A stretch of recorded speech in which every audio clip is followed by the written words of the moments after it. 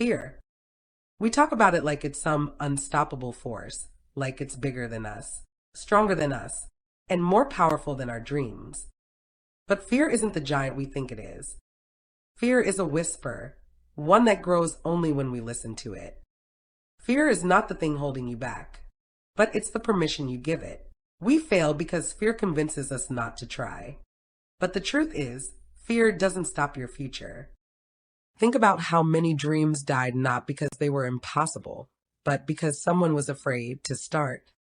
How many opportunities you walked away from because fear said you're not ready.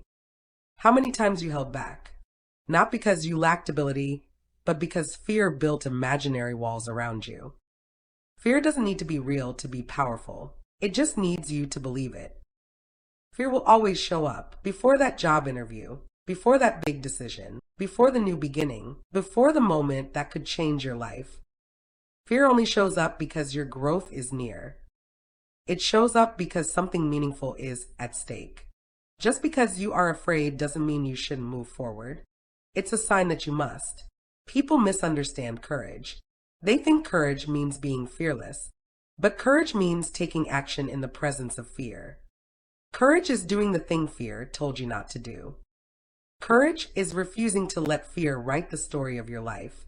Fear's purpose is simple. That is to protect the version of you that exists right now. But that version of you is not your limit. It's your starting point. Fear doesn't want you to evolve, because evolution means leaving the familiar behind.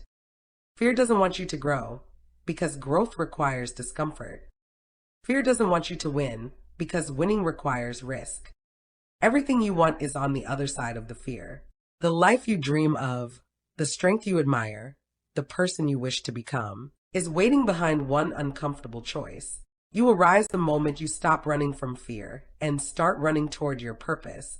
You will change when you stop using fear as a reason and start seeing it as a test.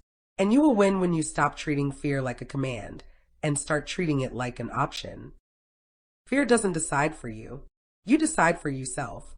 Look at your life. Look at the dreams you've paused. Look at the chances you didn't take. Fear was part of every one of those decisions and has shaped too much of your life already. But it doesn't have to shape your future.